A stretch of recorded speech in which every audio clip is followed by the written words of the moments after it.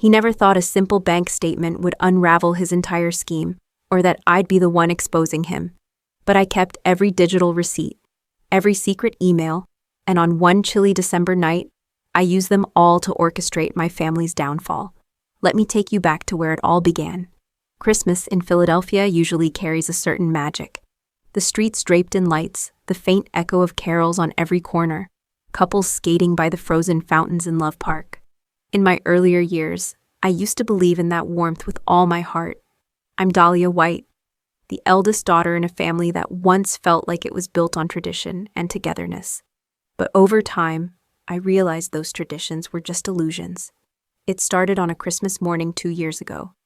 I'd driven 3 hours through icy roads to reach my childhood home on the outskirts of the city. Mom, Harriet, had called me repeatedly in November, telling me how important it was to be there. She went on about how we had to preserve our family bond. She even said Dad, Gordon, who'd left us a decade ago, might come by. That was enough to stir a mix of hope and anxiety within me. I arrived at the little house, a pale blue single-story set behind an old oak tree. Snow covered the lawn, and colorful lights blinked along the gutters. Despite my uneasy stomach, I walked up the porch with a homemade apple pie, holding on to an old hope that maybe this time they'd accept me with open arms.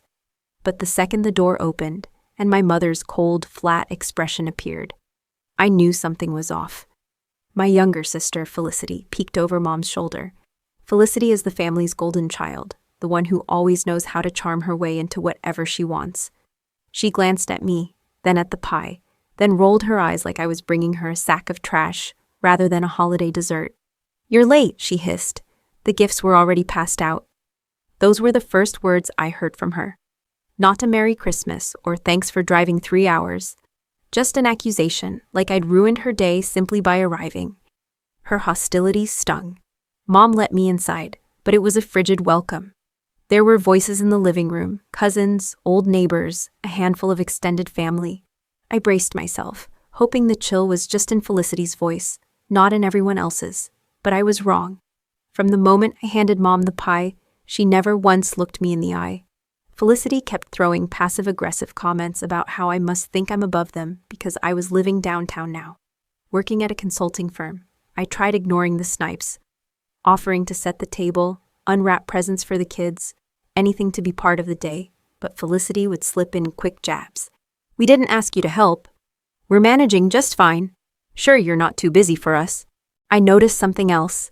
Whenever Felicity would turn her bitterness on me, nobody stepped in. Mom didn't defend me. Dad was nowhere to be seen. My aunts and uncles avoided eye contact. I was an outcast in my own home. By the time we sat down for dinner, my face burned with humiliation and heartbreak. Then came the real blow. As we finished our bland meal of roast turkey and potatoes, Felicity lifted her glass of wine in a mocking toast. "Let's raise a glass," she said, "to those who only show up for appearances. Don't you feel proud, Dahlia?" The silence was suffocating. Harriet simply pursed her lips in mild disapproval, at me, not at Felicity. And in that single glance, I realized I was alone. A swirl of betrayal and anger bubbled inside me, but I swallowed it down, left quietly, and drove back to my apartment in the city. 3 hours in a snowstorm gave me plenty of time to relive every hurtful word. I told myself it was just a bad holiday, that families fight. But deep down, I sensed a pattern. They'd taken advantage of me in ways I couldn't fully see yet. And I suspected it went far beyond a few nasty comments at the dinner table. The day after Christmas, I opened my inbox to find a flood of messages and group chats from my family. They twisted the story, implying I'd been the troublemaker who arrived in a foul mood. Extended relatives posted on social media about ungrateful children who forgot where they came from. My name was sprinkled in their rants. My entire body trembled with anger.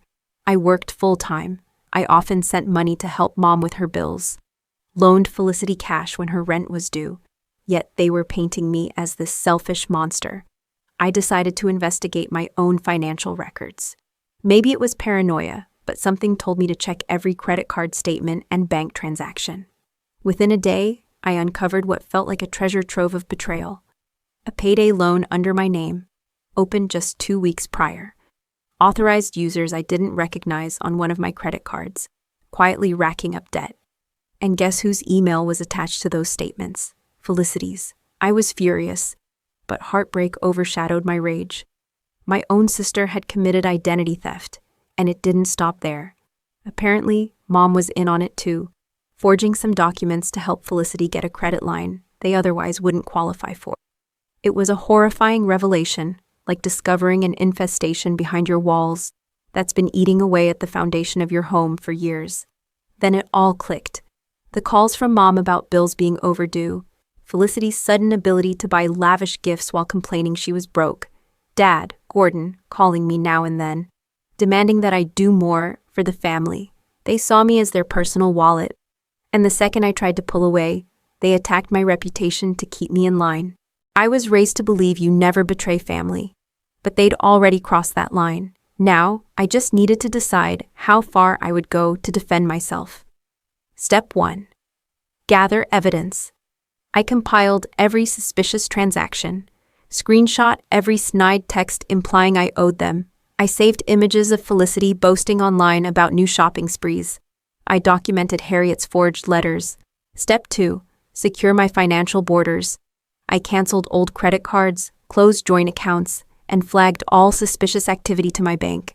I placed a freeze on my credit. Immediately, I got frantic voicemails from Mom, claiming the power was about to be shut off and that it was my fault. Felicity texted me in all caps about being heartless. Sure, they called me heartless. But my mind was laser-focused on the third and final step, exposing them. If they insisted on painting me as a villain, I'd give them a real reason to regret it. In early January, an email arrived from our Human Resources Department. My manager, Linda, asked if I could drop by for a brief meeting. The tone was polite, but I felt a chill when I read it. At 10 a.m. the next day, Linda gave me a sympathetic look across her desk. "Dahlia," she said quietly, "I've heard from a few people. Apparently your family has been contacting them on LinkedIn. They're saying some concerning things." My heart hammered. "Like what?" Linda hesitated. "They claim you're neglecting your mother. They're worried you might be emotionally unstable. One even implied you might be embezzling company funds." I felt the blood drain from my face. Felicity and Harriet were trying to sabotage my job. I assured Linda the accusations were baseless.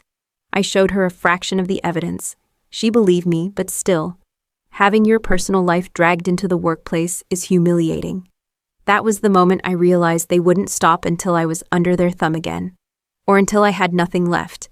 They were cornering me like a wounded animal, but that was their mistake. A wounded animal is far more dangerous.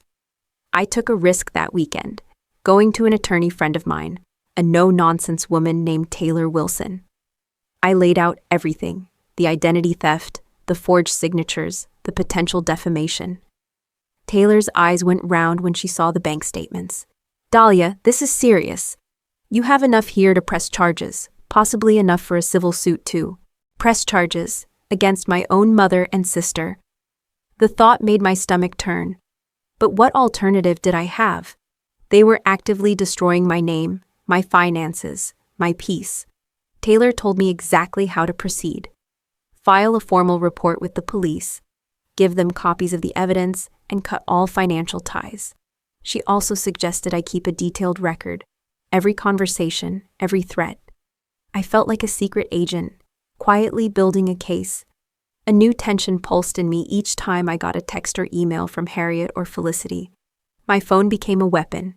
Every word they wrote added fuel to the pyre I was preparing to light.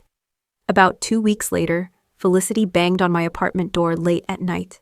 Snow flurries swirled in the dimly lit hallway as she stood there with her arms crossed, tears glistening on her cheeks. I let her in, my heart pounding with adrenaline. She launched into a tirade, voice shaking from anger or cold, or both. "Why are you doing this? You think you can just cut us off? We're your family, Dahlia. You owe us." I didn't back down. I told her to sit and listen while I spelled out the consequences of what she and Mom had done. I offered one last chance. "If you pay back every stolen dime and stop smearing me publicly, I won't press charges." She laughed. A short, bitter cackle.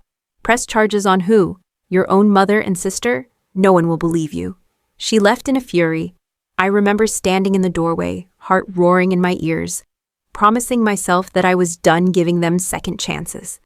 I spent the next morning at the local police station. I handed over the dossier, copies of the forged payday loan documents, screenshots of threatening texts, even a few recorded voicemails.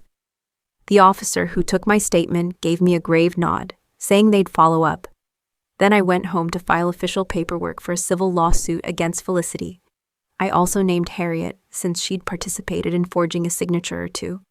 Taylor helped me finalize everything. It felt surreal, standing at the courthouse with a neat stack of papers, effectively calling down legal fire on my own flesh and blood. Word spread fast. Later that evening, Dad called. "Are you insane, Dahlia? You're tearing this family to pieces." I pressed the phone tighter to my ear. "You all tore it to pieces long before I stood up for myself, Dad. If you're not going to help, stay out of my way." It was a new version of me, one who wasn't begging for scraps of approval, one who was done being used. The climax came on a bitterly cold Saturday night. A few weeks before the hearing, Felicity, Harriet, and a handful of cousins arrived at my apartment unannounced. The hallway's fluorescent lights flickered ominously as they crowded outside my door. When I refused to let them in, Felicity pounded on the door, yelling loud enough for neighbors to gather in curiosity. "Come out, face us, stop hiding behind your lawyers." I swung the door open to find Harriet, shoulders trembling. "How could you do this to your mother?" she croaked, tears pooling in her eyes. I let them speak, or rather, shout. Each insult, each sob. They flung all the usual guilt-laden remarks. "We raised you. You owe us everything. We're family." Finally, I spoke in a calm, clear voice. "You want to talk about what I owe? I owe it to myself to end this."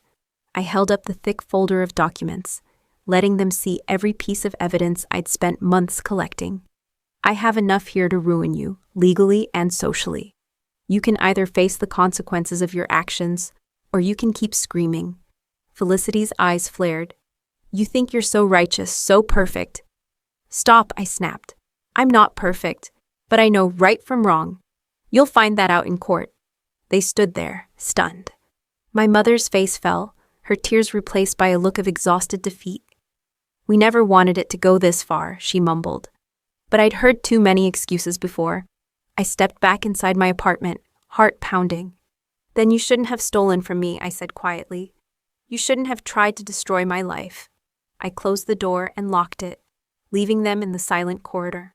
A month later, the case moved forward. Felicity was charged with identity theft and fraud. Harriet faced accessory charges for her role. Neither of them expected I'd produce so many documents, a complete paper trail of their deceit. I didn't relish it, but I felt a grim sense of vindication.